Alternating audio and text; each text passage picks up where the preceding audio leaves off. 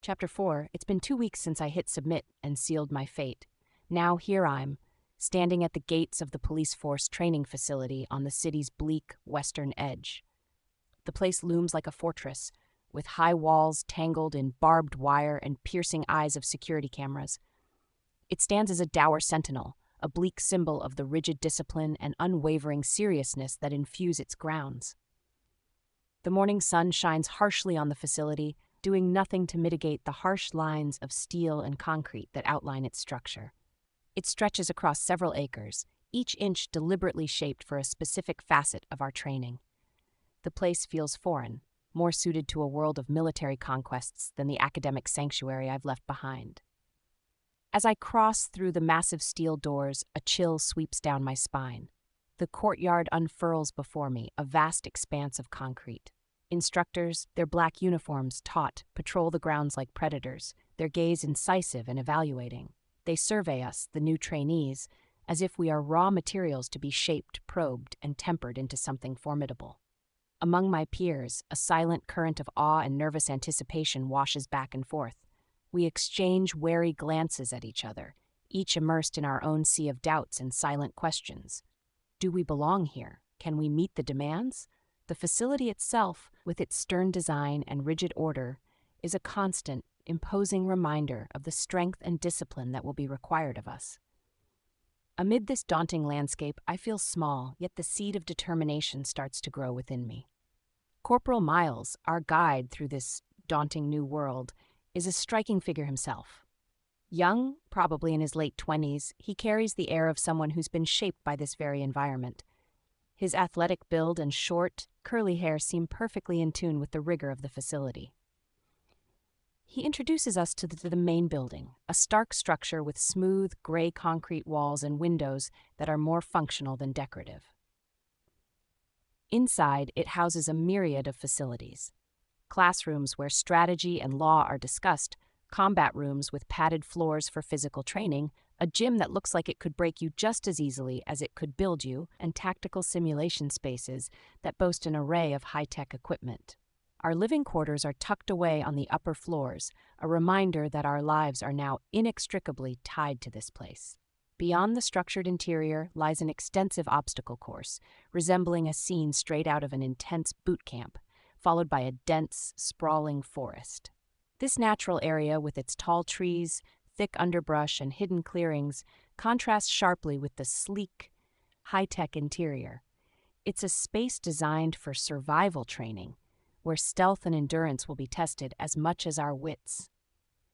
Every part of the facility is laid out carefully to challenge us in different ways. There's a palpable sense of purpose that fills the air, a constant reminder that everything here is intended to test and strengthen us, both physically and mentally. As we, the new trainees, walk through this space, our footsteps echo against the concrete, our eyes wide as we absorb every detail. A sense of smallness, of being a tiny cog in a vast and complex machine, washes over me. The orientation session is held in the facility's main auditorium, a large room echoing with the voices of trainees and instructors. As I take my seat among the new trainees, I feel out of place. Many of my fellow trainees possess a physicality that speaks of strength and endurance. Tall, muscular figures who seem made for the demands of this environment. In contrast, my smaller, leaner build feels incongruent. A sergeant leads the orientation program. He looks weathered but fit, commanding respect right away. His short, graying hair and piercing blue eyes scan the room, assessing each of us. Standing next to me, one of the trainees glances towards a commanding figure and says with unmistakable admiration in his voice, "That's Sergeant Knox." He pauses, then adds, "He's a vet, tough but fair, a real no-nonsense guy." The atmosphere in the training facility is charged with a mix of anticipation and anxiety as Sergeant Knox steps forward to address the new trainees. He grabs everyone's attention just by standing there like a seasoned leader. The room falls into a respectful silence, all eyes fixed on him. "Trainees," Sergeant Knox begins, his voice resonating, "your presence here today is a testament to your courage, dedication, and the patriotic spirit that drives you to serve and protect our community. As you embark on this rigorous journey, remember that you are not just training to wear a uniform, You are preparing to become guardians of peace, order, and safety. His gaze sweeps across the room, assessing each of us. Your interest and enthusiasm are commendable. However, let's be clear about one thing. This is not a walk in the park. This training is designed to test you, to push you to your limits. He pauses, letting his words sink in. The air feels heavier, charged with a newfound gravity. Out of the 60 trainees here today, he continues, his tone unwavering, I expect that only half will make it through the tests. This is the reality of what you're facing. The standards are high, and the demands are even higher. His words cut through the room.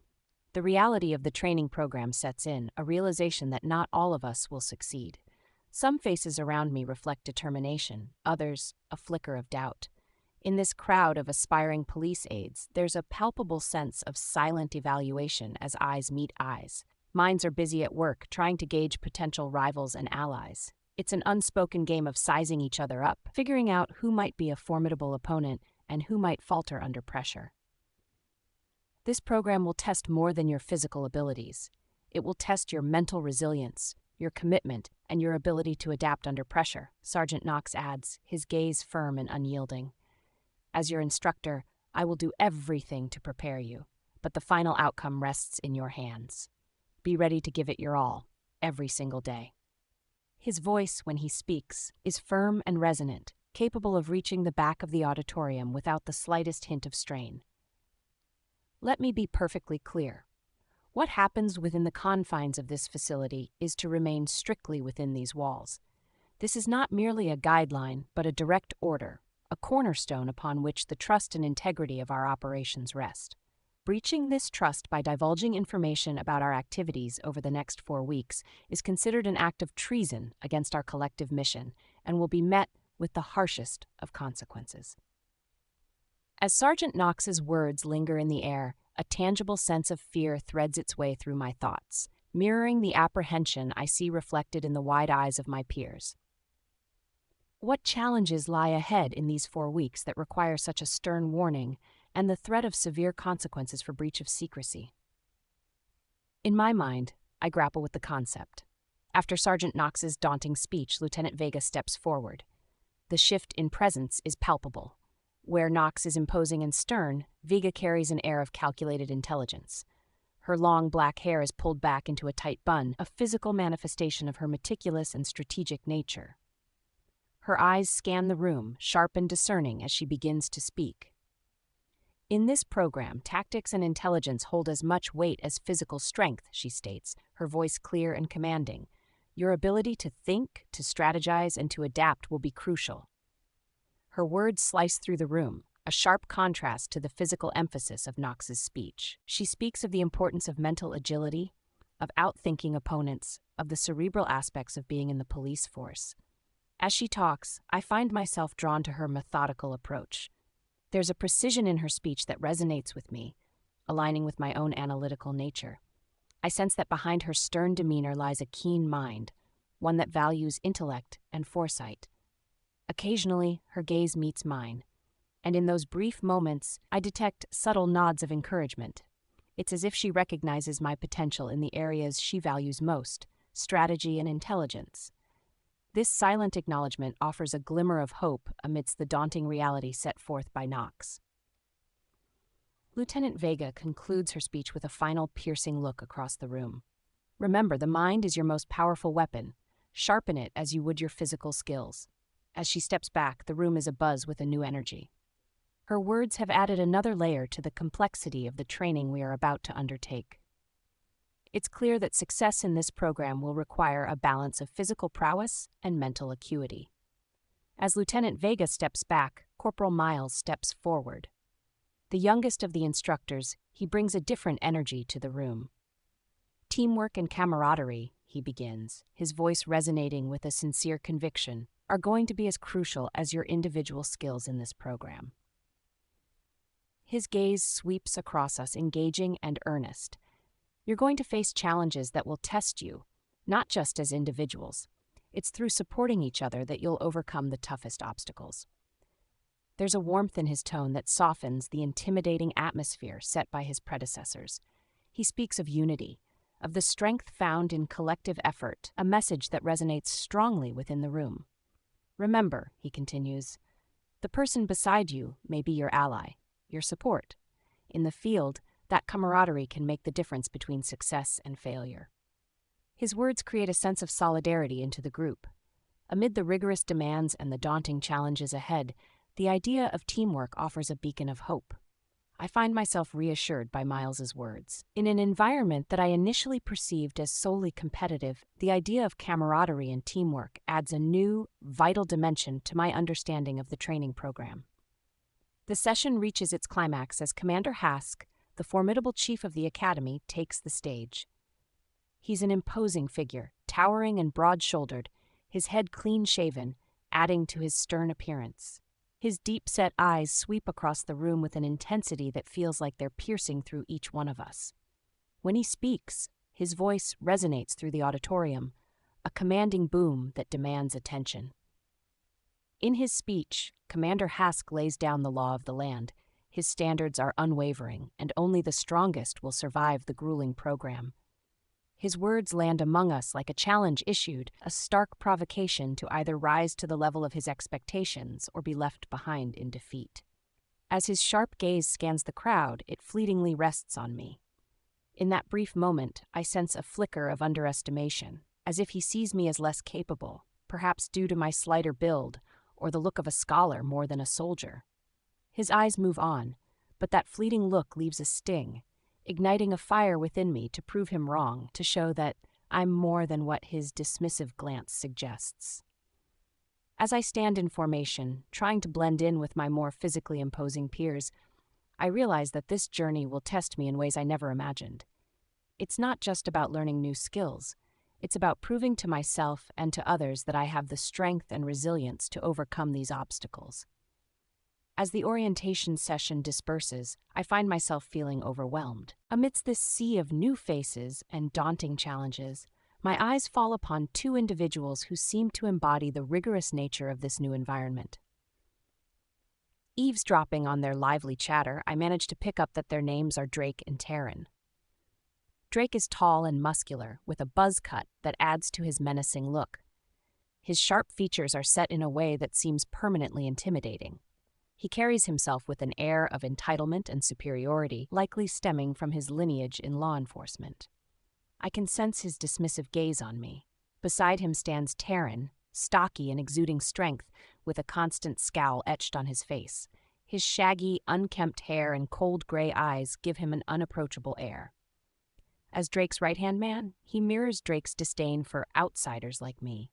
Feeling a growing sense of isolation amidst these imposing figures, my attention is suddenly drawn to a more approachable presence, a fellow trainee.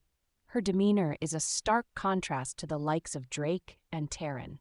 She has an air of friendliness and openness that feels like a lifeline in this intense atmosphere. She's of average height with an athletic build that seems perfectly attuned to the physical demands of this place. Her short, curly blonde hair and bright green eyes give her a look that's both strong and approachable. Despite not knowing her name, there's an air of familiarity about her. "So, what's your story? You look lost," she asks, her voice friendly but carrying an undertone of surprise. It's clear she's curious about what someone like me, more attuned to the quiet of libraries than the clamor of a training ground, is doing here. I let out a small, amused laugh. Well, I'm here for a mix of reasons, financial mainly, and because I seem to have misplaced my sanity, along with a bizarre yearning for near-death experiences. I say, half joking. Her face transforms from inquisitive to amused, and she lets out a chuckle. Well, you might just be the bravest or the craziest person here. It's not every day you see someone dive headfirst from the library into the lion's den. I'm Clara Mayer, she says, offering her hand. I grasp it, feeling a wave of comfort at meeting someone who seems approachable in this daunting new world. I'm Eva Voss, I reply, feeling a connection forming. In her, I sense a potential ally, someone who, despite her natural fit in this environment, understands the courage it takes to step into a world so different from one's own. As we talk, Clara shares bits of her own background, revealing a family history intertwined with military service. It's clear she's no stranger to the concepts of that this facility stands for. Her understanding of this world so foreign to me makes her insights all the more valuable. Clara and I step into the Uniform Distribution Center, a vast and sterile space dominated by rows of uniform racks. The distinct smell of new fabric permeates the air, mingling with the metallic clink of hangers gently colliding on the metal racks. As we walk by, I can't help but brush my fingers across the uniforms. They're a stark gray, embodying a crisp and professional appearance. Embroidered on the sleeves is the Academy's insignia, a raven at its center, symbolizing dominance with its wings spread wide as a shield. The dark background of the emblem, deep gray, almost black, is highlighted with striking accents of red or electric blue. At the bottom, the slogan "Vigilance and Control" is inscribed in a strong typeface. The insignia, more than just a symbol, feels like a declaration of the Academy's values and the formidable role we are about to assume. The fabric feels sturdy, designed for durability and practicality, with enough pockets and loops to carry essential gear. When it's my turn, I'm given the smallest size available, but as I hold it up to my body, a feeling of unease sets in. Even this size seems ridiculous to me. My shoulders disappear in the fabric, and it's inconceivable that the pants would stay up on my hips. Clara, next to me, struggles to keep from laughing at this sight. Noticing my distress, the attendant approaches with a warm smile. "Don't worry, we'll order a smaller size for you. It should be ready in a few days," she assures me. I can't help but feel an overwhelming sense of embarrassment. It's as if the uniform is openly mocking my delicate frame. I look at Clara, who is already trying on her uniform, the perfect fit, accentuating her athletic figure. As we leave the center, Clara's teasing remarks about my temporary oversized fashion lighten the mood. I manage a laugh. As I'm ushered along with my fellow trainees to the living quarters, I'm struck by the functional simplicity that defines the entire facility. The corridors of the living quarters are unadorned, the walls bare except for the occasional directional sign. The heavy doors of our individual rooms line these halls, each opening to reveal a space that is minimalistic to its core. The rooms consist of only the essentials: a bed, a desk, and a small wardrobe. The design is Spartan. The bed, with its rigid frame and thin mattress, and the desk, stark and unadorned, underscore the focus on functionality over comfort. The common bathrooms at the end of each hall, with their basic but clean facilities, further reinforce the communal and no-frills aspect of our living conditions. The emphasis here is on equality and camaraderie among the trainees. Settling into my room, I take in the starkness of my new surroundings. This simplicity, though initially jarring, begins to resonate with me. It reflects the essence of our training, stripping away the non-essential, focusing on the core skills and attributes needed to excel as a member of the police force aid. After familiarizing myself with the sparse surroundings of my new room, the time comes to try and rest. The sun has set, and the facility seems to sink into a deep silence. My room feels isolated from the world, both within and outside the facility walls. I approach the window, peering out into the night. From here, I have a view beyond the confines of the training grounds, a small glimpse of the world outside.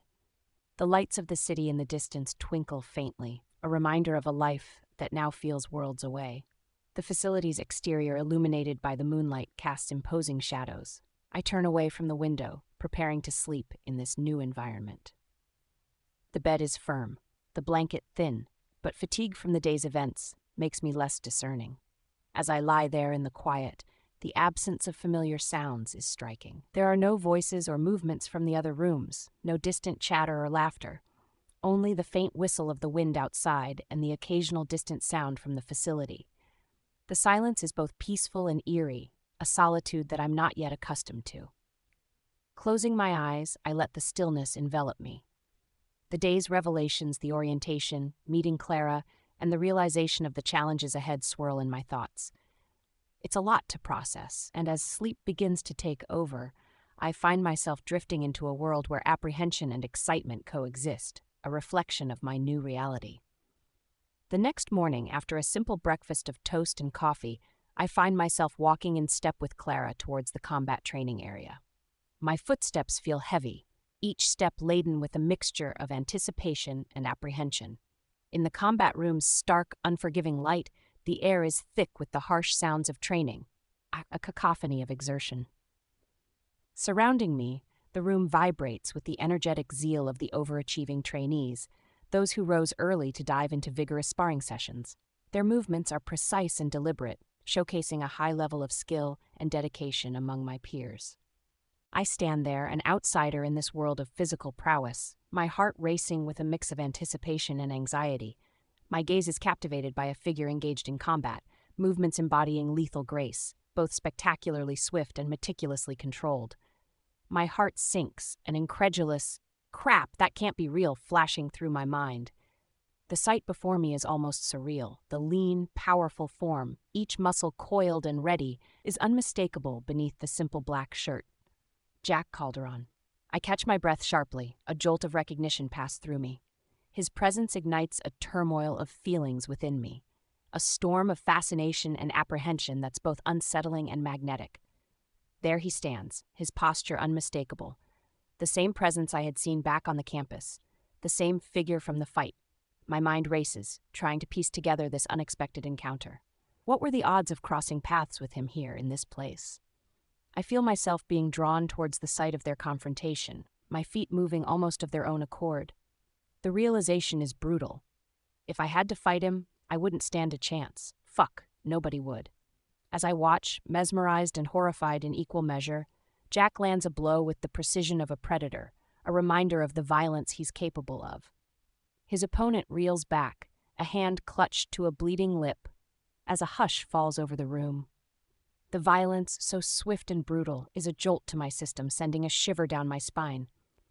His body is sculpted perfection, his hands lethal weapons. The other trainees react with a mix of admiration and nonchalance, but for me it's a vivid flashback to that day on campus, the same swift, ruthless aggression now magnified in this controlled environment. I feel a tremble in my hands, an involuntary response to the raw display of power before me. Clara, standing beside me, breaks the spell. "That's what it takes," she says, her voice a blend of respect and pragmatism. "To survive here, you need to be strong, controlled, and precise." Her words, meant to reassure, only serve to deepen the knot of apprehension in my stomach. As I step onto the mat, the image of Jack's ruthless efficiency lingers in my mind. His presence here is a riddle, a complex weave of skill and aggression, discipline and rebellion. It's a duality I must come to understand and embrace in this harsh, demanding world I've entered.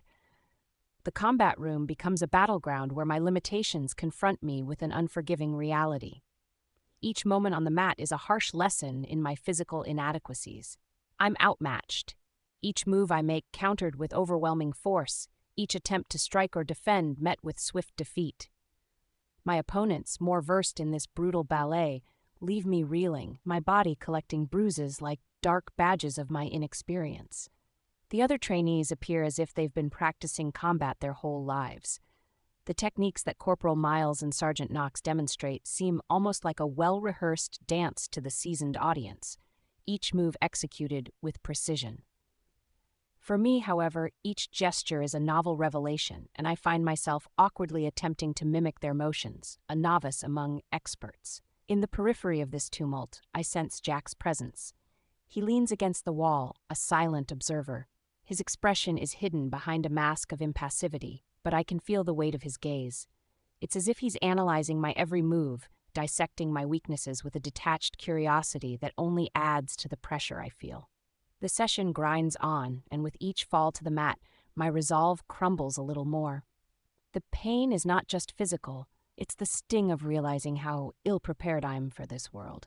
I'm a scholar in a warrior's arena, my years of academic training offering no shield against the relentless physicality of this place. As I lay there on the mat, gasping for breath, the thought of quitting creeps into my mind like a seductive whisper. It would be so easy to walk away, to return to the familiar world where my mind is my greatest weapon, not my physical strength. But then I catch a glimpse of Clara, her face etched with concern and encouragement, and I remember why I'm here. It's not just for me, it's for my family, for a future that demands more of me than I ever thought I could give. I push myself up, each movement a defiance of the voice that tells me to give up. The bruises on my body are painful, but the thought of failing in my mission to support my family and prove myself in this new world is far worse. I need to be stronger, to adapt, to transform. I will not give up. A wave of relief washes over me as I hear Corporal Miles' voice cutting through the tension. "Enough training for today, Voss," he declares. My awkward and clumsy attempts at attack and defense training come to an abrupt halt. I'm grateful for the reprieve, thankful to step back from the intensity and scrutiny of the training session. Lunch passes in a blur of fatigue and pain, but there's little time to dwell on my bruises and doubts as the afternoon brings a different challenge, a computer class focusing on hacking. Seated before a computer terminal, I feel a sense of relief wash over me. Here in the digital realm, I'm in my element. Lines of code and complex algorithms are familiar territory, a comforting contrast to the physicality of combat training. My fingers dance across the keyboard with practiced ease, a rhythm of logic and problem-solving that feels like a soothing balm to my bruised body. Surrounded by the hum of computers and the faint glow of screens, I immerse myself in the hacking exercise, a welcome diversion from the physical trials that have left their mark on me. As I deftly navigate the simulated network, a flicker of movement draws my eyes across the room. There, in stark contrast to his usual domain of physical dominance, is Jack. His broad shoulders, which earlier exuded strength and control, now seem to bear the weight of his struggle with the task at hand. His fingers hover hesitantly over the keyboard, a striking departure from the decisive strikes I witnessed on the mat. A smile, unbidden and unexpected, creeps onto my face. It's a reaction to the irony of the situation. Jack, the embodiment of physical prowess, grappling with a challenge that lies squarely in my wheelhouse.